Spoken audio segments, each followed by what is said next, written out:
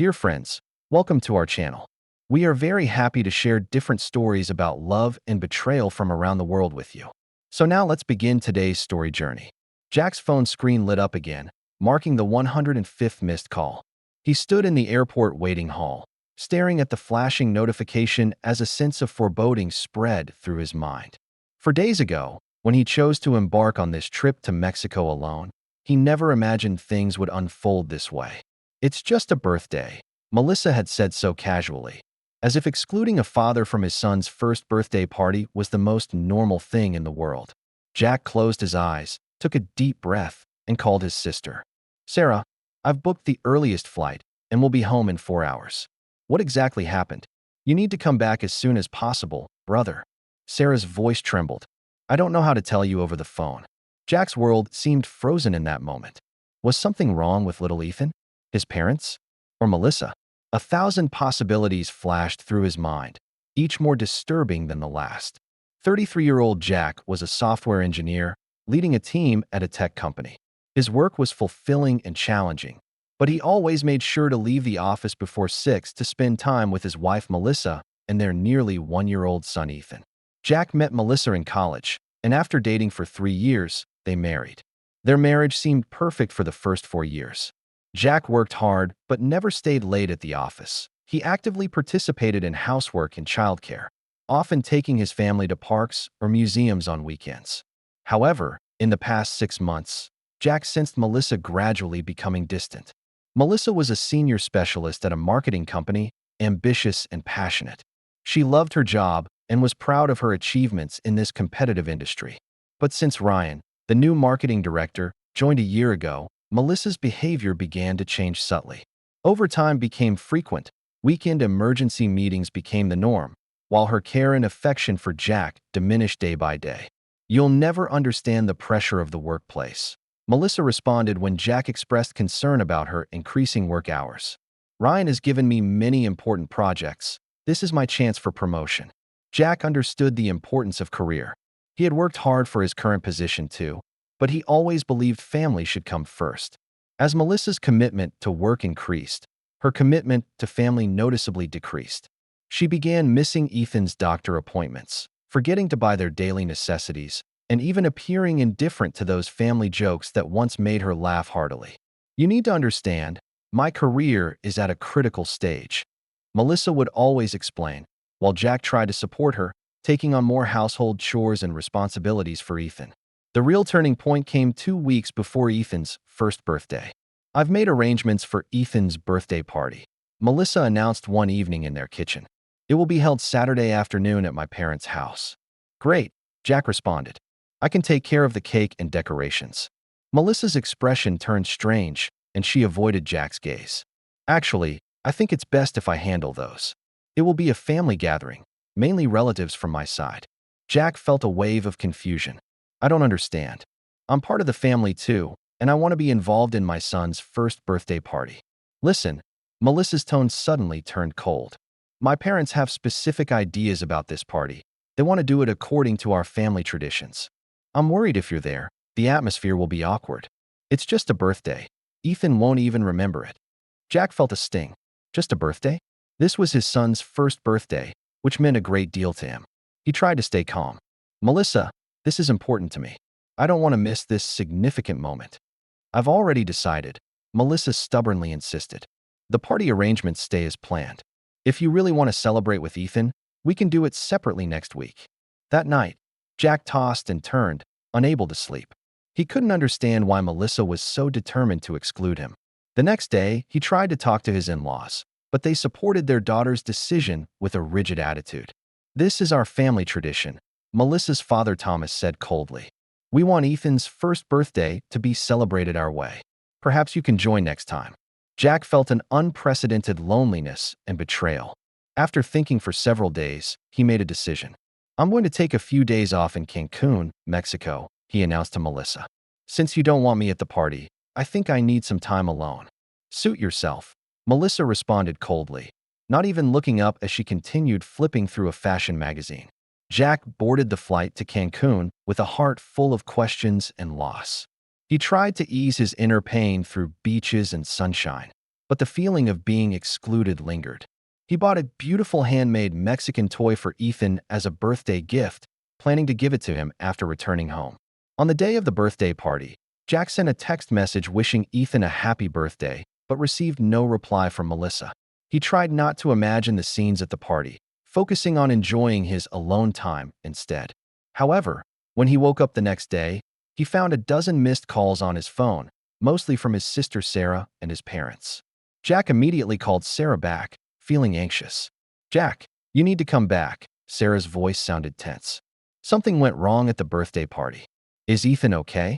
Jack immediately asked. "Ethan is fine, but things are complicated. You should come back and see for yourself." Over the next 2 days, the number of missed calls continued to increase. Jack tried to contact Melissa, but she didn't respond.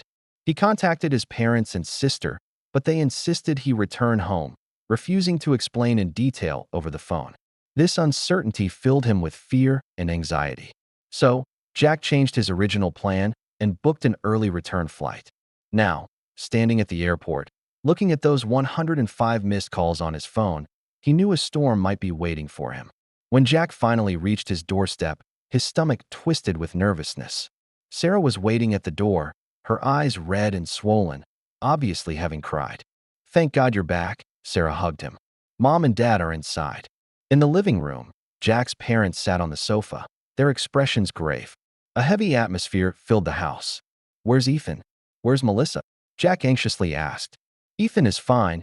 He's with my mom," Sarah softly answered. "But about Melissa, we have something to tell you." Father William stood up, taking out an envelope and handing it to Jack. "Something unexpected happened at the birthday party, and we found these.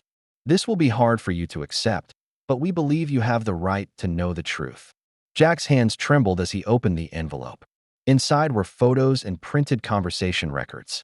He saw Melissa and a man hugging intimately, having private conversations in restaurants, and even kissing in a car.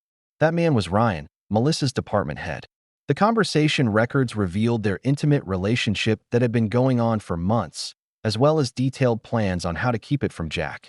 Particularly heartbreaking to Jack was that some messages explicitly mentioned plans to exclude him from the birthday party. "He'll easily believe the family tradition excuse," Melissa wrote in one message. "That way we can spend time together at the party without worrying about him." How did these? Jack's voice choked. "There was chaos at Ethan's birthday party," Sarah explained, her voice filled with anger. "Ryan showed up at the party. At first, we thought he was just Melissa's colleague, but later, he got drunk and started bragging about their relationship. He mistakenly thought everyone knew. I guess Melissa gave him the impression that you knew about it, and even approved."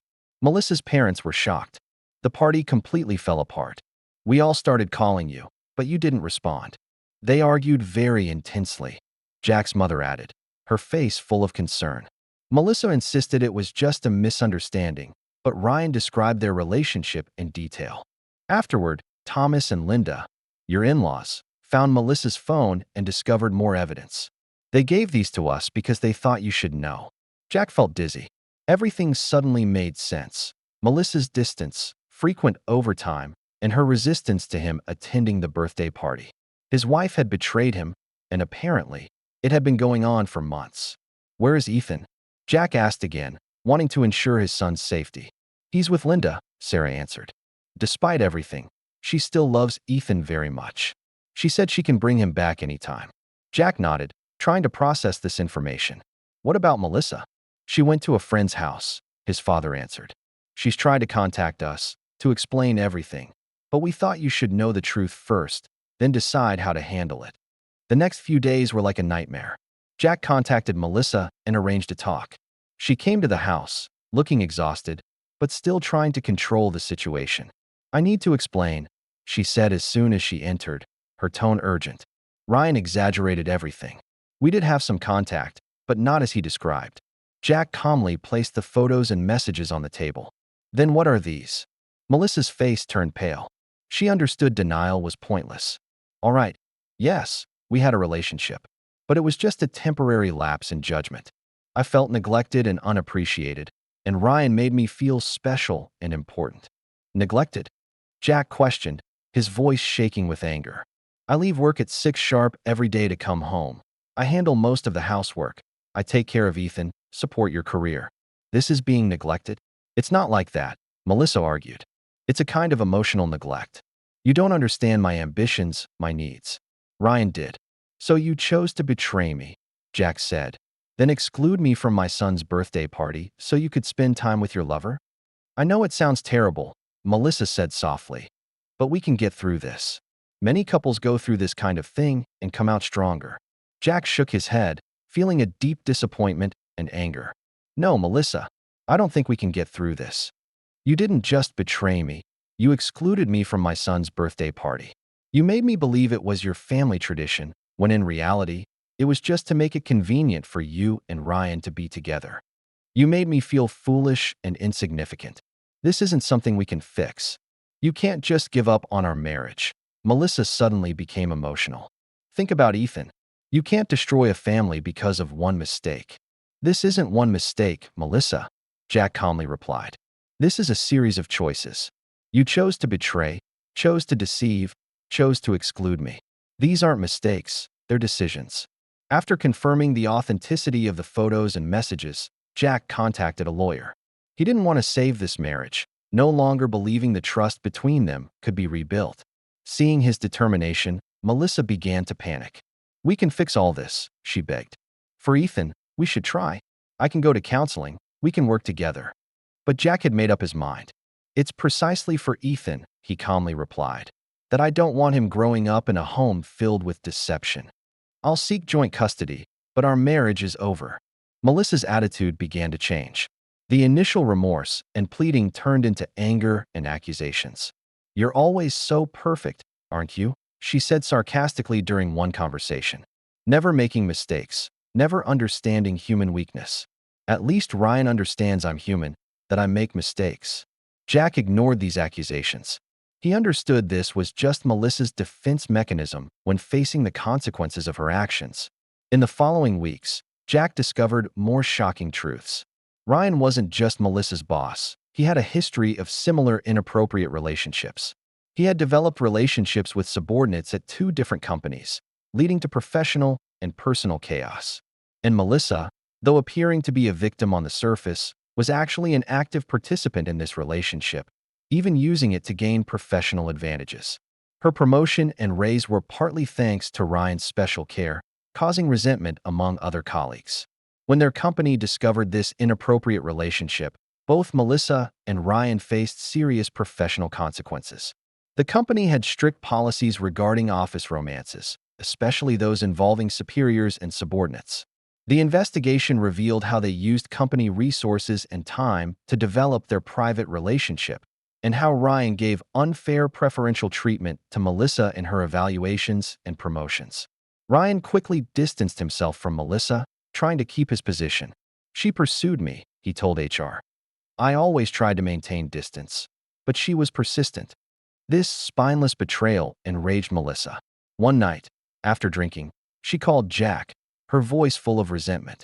Do you know what Ryan said? He said I seduced him. This despicable bastard treats me like this after I sacrificed everything for him. Jack showed no sympathy. Melissa, I am no longer your source of emotional support. Your betrayal of me and Ethan ended our relationship. The issues between you and Ryan are your own. As the divorce proceedings progressed, Jack found himself facing a new challenge: how to protect Ethan amid this chaos. The little boy seemed to sense the change in family atmosphere, becoming more dependent and insecure. Jack consulted a child psychologist, seeking advice on how to help Ethan through this difficult time. Try to maintain stability in daily life, the psychologist advised. Whatever happens, let him know both of you love him. But don't lie to him. Explain the situation in an age-appropriate way. Jack tried to follow this advice while dealing with his own emotional trauma. He joined a divorce support group, where he met others experiencing similar setbacks. These meetings helped him understand his feelings and find a way forward. Anger is normal, the group counselor explained. Grief is too. But don't let these emotions consume you. For your own sake and your son's, you need to find a way to process these emotions and then move forward. During the divorce proceedings, Jack learned about Melissa and Ryan's subsequent developments. The company's investigation concluded that Ryan had abused his power and Melissa had gained unfair professional advantages. Despite their attempts to shift responsibility to each other, both were eventually fired from the company. This was especially hard on Melissa, as finding a new job became exceptionally difficult in the current economic environment. "I can't find work," she told Jack during a handover of Ethan, her tone bitter. "No one wants to hire someone with my background." Jack showed no sympathy. "These are the consequences of your choices, Melissa. I can't help with that." Lawyers told Jack that based on the collected evidence and Melissa's behavior, he had a good chance of getting primary custody of Ethan. This news gave Jack a glimmer of hope. Despite the broken marriage, he was determined to be a strong pillar for Ethan. 6 months later, on a Wednesday afternoon, Jack received the final judgment from the court. The divorce was officially effective, and he was granted primary custody of Ethan, with Melissa allowed visitation every 2 weeks. Jack stood outside the courthouse, feeling the spring sunshine. Though still hurting inside, he knew, for Ethan's sake and his own, he must look forward. The first year after the divorce was full of adjustments and challenges for Jack. Being a single father wasn't easy, but he found himself adapting better than expected.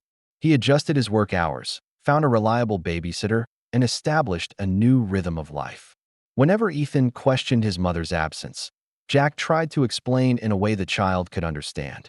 "Mom and Dad now live in different places, but we both love you," he would tell his son, though there was still some bitterness he couldn't release. Meanwhile, Melissa's life was going downhill. Her relationship with Ryan ended quickly after the scandal broke. Ryan found a new job in a new city, leaving Melissa to face the consequences alone. Having lost her job and reputation, Melissa found it almost impossible to find a new position in the industry. Every interview, her past would follow her like a shadow. Melissa began contacting Jack more frequently, not just about Ethan, but trying to re-establish some kind of connection. "I know I made mistakes," she said during one meeting, with a vulnerability in her eyes Jack had never seen before. "But I really want to be an important part of Ethan's life. I don't want him to feel abandoned by me." Jack maintained a polite but distant attitude. "Ethan needs you, that's a fact. I won't hinder your relationship. But if you're trying to re-establish a connection with me through him, then I must tell you clearly. This will not happen." Melissa's eyes flickered, then she nodded. "I understand." Jack fulfilled all co-parenting responsibilities regarding Ethan, ensuring Melissa could visit as planned, but he built high emotional walls. Whenever Melissa tried to steer the conversation back to their relationship, Jack would gently but firmly bring the topic back to Ethan. "Our marriage is over, Melissa," he clearly stated during one particularly emotional phone call from her. "I no longer trust you and won't give this relationship a second chance. Our only connection is Ethan." Jack knew these words sounded cruel, but they reflected his true feelings. The wounds of betrayal were too deep, and trust once broken cannot be fully repaired. He learned to live with these feelings, neither letting them consume him nor pretending they didn't exist. As part of the divorce agreement, Melissa moved into a smaller apartment about 20 minutes' drive from Jack's home. This made Ethan's transfers relatively convenient. However, as time passed, Jack noticed Melissa's visits became increasingly irregular. Sometimes she would cancel a day in advance. Sometimes she wouldn't even call before not showing up. "Why didn't Mom come?" Ethan would ask, his little face creased with disappointment. "Mom probably has something to handle," Jack would answer, trying not to let his disappointment and anger show. "We can call her again tomorrow." One Saturday, a year and a half after the divorce, Jack took 3-year-old Ethan to play in the park. While they were by the swings, Jack noticed a familiar figure. Ryan was sitting with a young woman on a nearby bench, appearing intimate. Jack immediately recognized the woman as Emily, a newcomer to Ryan's current company, whom he had heard about through mutual friends. Ryan also noticed Jack, his expression instantly becoming awkward. He hastily left with Emily, but this chance encounter left Jack feeling uncomfortable. Ryan had clearly not learned from his past mistakes and was repeating the same pattern. That night, Jack received a call from Melissa. "Did you see Ryan today?" Her voice sounded unusually calm. "Yes," Jack admitted. "In Central Park. With his new target, I guess." Melissa laughed bitterly. "Her name is Emily, new to the company. History repeats itself." Jack didn't ask how Melissa knew, but he felt her pain through the phone. Despite Melissa's hurt to him, he couldn't bear to see anyone fall into Ryan's trap. Maybe someone should warn her, Jack suggested. No one should go through what we experienced. I tried, Melissa answered, her voice full of frustration. She thinks I'm just jealous and resentful. Ryan has already preemptively portrayed me as an emotionally unstable ex-lover. After the call ended, Jack sat in the dark thinking for a long time. The irony of life was so strong. Melissa once believed Ryan's sweet words, and now no one believed her warnings. This wasn't justice, but the natural cycle of cause and effect. A few weeks later, Jack received news from a company colleague that Ryan was again involved in an office romance scandal at his new company. This time, things became more serious as Emily's father happened to be an executive at the company. Ryan not only lost his job, but also faced possible legal action. Jack derived no satisfaction from this news. Ryan's behavior only proved his nature once again, and Melissa's choice to develop a relationship with such a person reflected her judgment issues. As time went on, Jack began rebuilding his life. He focused on his career and raising Ethan, while also re-engaging in social activities. He attended some single-father group gatherings, where he met other men striving to be good fathers in similar situations. These connections gave him strength and support. Meanwhile, Melissa's life became increasingly unstable. She finally found a sales job, but the salary was far lower than her previous position. Financial pressure forced her to move farther away, making it more difficult to visit Ethan. I've accepted a job in the suburbs, she told Jack during one handover of Ethan. The pay isn't great, but at least it's a new start. This means I need to move, which will put me further from Ethan. Jack felt a hint of concern, not for Melissa, but for Ethan. Will you still come to pick him up according to the visitation schedule? He asked. I'll do my best, Melissa promised, but they both knew the distance would make visits more difficult. Sure enough, as time passed, Melissa's visits became more and more irregular. Sometimes she would cancel a day in advance, sometimes not even call. Ethan began to question why his mother didn't visit as promised, and Jack found it hard to explain. Mom is busy, he would say, trying not to let his disappointment affect his son. She loves you, but sometimes adults have many things to handle. On the eve of Ethan's 5th birthday, Jack planned a small family gathering. He invited his own parents, his sister Sarah, and several of Ethan's friends. Despite past hurts, he sent an invitation to Melissa. Saturday is Ethan's birthday party, he wrote in a brief message. 2 o'clock at my place. He hopes you can come. Melissa replied that she would try, but the day before the birthday, she called to cancel. I have an interview, she explained. It could be a chance to restart my career. I really can't miss it. Though understanding the importance of career, Jack felt disappointed. Ethan is looking forward to seeing you, he reminded her. This is important to him. There was silence on the other end of the phone for a moment. I know, Melissa finally answered, her voice full of apology. But this interview is really important. I will make it up to him. Jack hung up, remembering the scene 4 years ago when he was excluded from Ethan's first birthday party. The cycle of life can be surprising sometimes.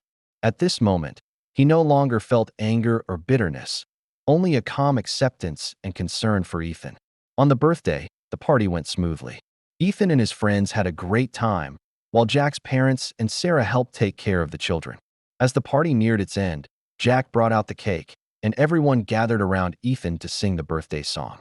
Just as Ethan was about to blow out the candles, the doorbell rang. Jack opened the door to find Melissa standing there, holding a beautifully wrapped gift, with a tired smile on her face. The interview ended early, she explained. I couldn't miss Ethan's birthday. Jack let her in without saying much. Ethan was very excited to see his mother, rushing to hug her. Jack stood aside, feeling a complex emotion. He didn't believe Melissa had truly changed, but at least this time, she chose Ethan over other things. After the party, when other guests had left and Ethan was trying out his new toys in the bedroom, Melissa stopped to tell Jack, I know I haven't been a good mother. I've missed too much, but I want to try to do better. Jack looked at her calmly. Ethan needs stability and reliability, Melissa. Not promises, but actions.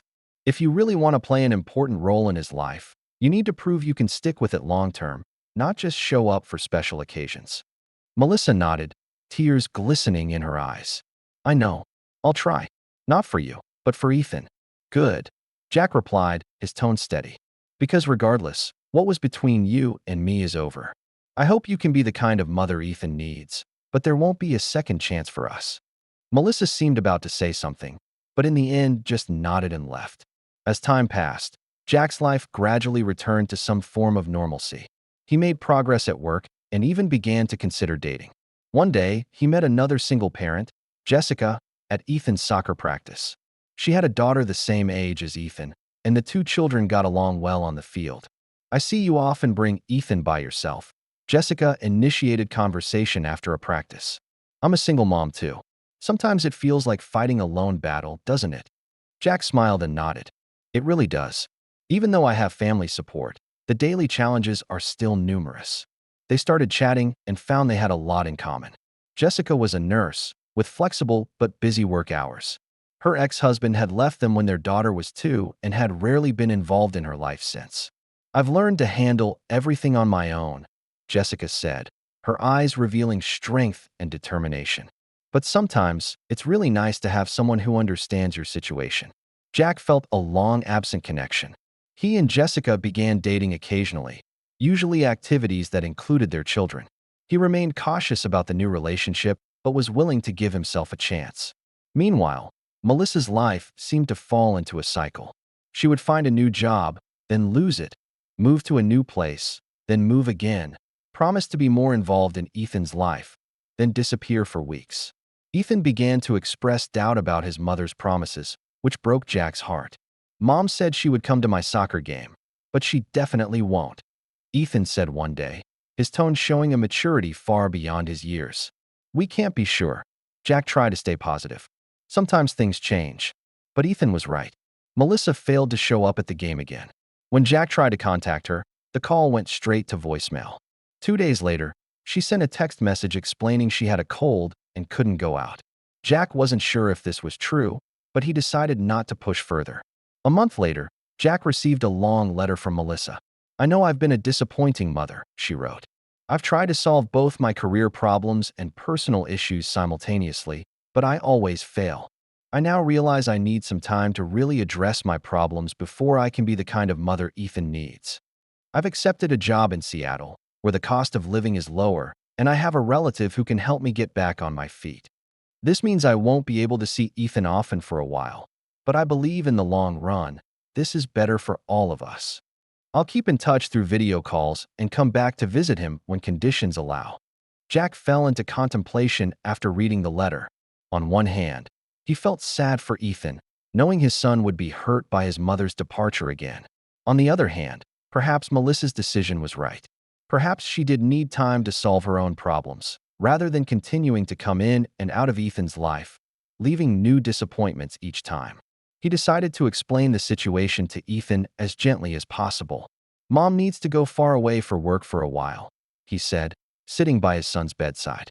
"She'll keep in touch with you by phone and video, but she can't come see you often for now." "Doesn't she love me anymore?" Ethan asked, tears in his eyes. "No, it's not like that," Jack firmly answered. "Mom loves you. But sometimes, adults need to make difficult decisions to solve their own problems. This isn't because of you, Ethan. This is about what Mom needs to do to become a better person." Ethan seemed to accept this explanation, though Jack knew his son was still hurting inside. In the following weeks, Melissa did keep her promise of video calls, talking with Ethan several times a week. Jack hoped this stability would continue, for Ethan's sake. As time passed, Jack and Jessica's relationship gradually deepened. She was a warm, stable presence who was also very good with Ethan. Ethan and her daughter Lily became good friends, often playing together. Jack found himself considering longer-term possibilities. "Have you ever thought about remarrying?" One evening, when the children were asleep, Jessica asked as they sat in the backyard. Jack thought for a moment. "Sometimes, but I'm cautious. I don't want to repeat past mistakes." Jessica nodded understandingly. "Me too. After experiencing a failed marriage, you value stability and honesty more. Those are qualities I see in you, Jack. You're stable, reliable, honest."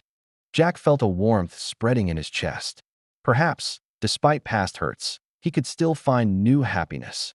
Not through forgiveness or forgetting, but through learning and growing.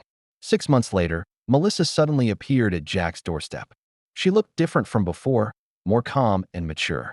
"Can I see Ethan?" she asked, her voice carrying a new firmness. "I've completed therapy, have a stable job, and even started a small business venture. I want to be part of his life again. Jack hesitated but eventually nodded in agreement. He's in the backyard. I'll call him in. Ethan's reaction upon seeing his mother was more restrained than Jack had expected. He didn't immediately rush to her, but maintained some distance, watching cautiously. "You're back," he said calmly. "Is it permanent?" Melissa crouched down to be at eye level with her son. "My return to this city is permanent," she promised. "I found a good job, rented an apartment. I hope to see you often if you want." Ethan looked at Jack, as if seeking permission. Jack nodded. "It's up to you, buddy." Ethan finally stepped forward, giving his mother a brief hug. "Okay," he said, "but you must keep your promises." "I will," Melissa promised, tears glistening in her eyes.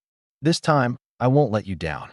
In the months that followed, to Jack's surprise, Melissa did fulfill her promises. She showed up on time for every scheduled visit, attended Ethan's soccer games, and even offered to look after him when Jack needed to work overtime. She seemed to have truly changed, or at least was trying to change. However, despite Melissa's efforts, Jack's attitude remained unchanged. He was polite but distant, strictly limiting their interactions to matters concerning Ethan. No matter how Melissa hinted at wanting to repair their relationship, Jack remained firm. "What happened in the past cannot be changed," he clearly stated when she tried to discuss their relationship. "I'm glad you're more stable in Ethan's life. That's good for him. But there won't be a reconciliation between us. I've moved on, and you should too." Melissa looked hurt but accepted this reality. "I understand. I just want you to know I truly regret hurting you." "I know," Jack answered. "But some choices can't be undone. Some hurts are too deep to fully heal."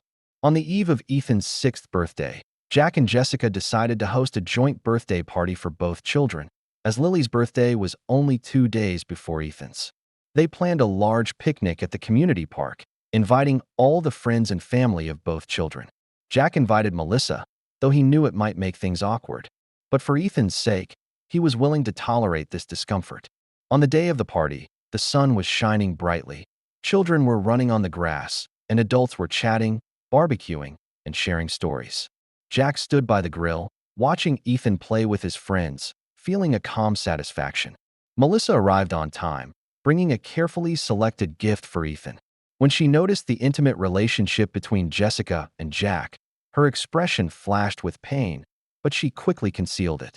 She politely greeted Jessica, then focused on interacting with Ethan and the other children. When the birthday cake was brought out and the candles lit, everyone gathered around the table. Ethan and Lily stood in front of the cake, their faces radiating happiness. Jack stood behind them, with Jessica beside him, her hand gently resting on his shoulder. Melissa stood in the crowd, smiling as she watched the scene. In this moment, despite past pain and betrayal, Jack felt life had found a new balance. He would not forgive Melissa's betrayal. Those scars would always exist. But he had learned to live with these scars, creating a loving and stable home environment for Ethan. As the children blew out the candles and everyone cheered, Jack saw Melissa standing alone with a complex expression on her face. She had lost everything she once had, while Jack had rebuilt his life. This wasn't about revenge or punishment, but about choices and consequences. Everyone must take responsibility for their choices and learn to live with the results. At the end of the party, as Melissa was preparing to leave, she stopped to tell Jack, "You look happy." Jack nodded. "I am." "That's good," Melissa said softly. "At least my mistake didn't destroy your capacity for happiness." "I'm genuinely happy for you, Jack. Truly." Jack didn't respond to this comment. He didn't need Melissa's blessing or approval to validate his happiness. He had moved beyond the shadow of that relationship, finding his own path. As Melissa walked toward the parking lot, Jack turned back to Jessica and the children. There, in the warmth of his new family, he found what he once thought was forever lost: trust, love, and a sense of belonging. Not through forgiving past betrayals, but through having the courage to open his heart again, risking trust. Life continues forward, scars remain, but they no longer define Jack's entire existence. Betrayal changed him but didn't destroy him. After the darkest betrayal, he found a path to light, not through forgetting, but through acceptance, learning, and growth. And for Melissa, her journey continues as well. She is trying to become a better mother, a better person. She can never undo her betrayal, never restore the broken trust, but she can learn from it, for herself and for Ethan. In Ethan's laughter, at this warm birthday party, the shadows of the past seemed to temporarily recede. Not because they were forgiven or forgotten, but because life had moved forward, carrying all its scars and lessons, continuing to write new stories.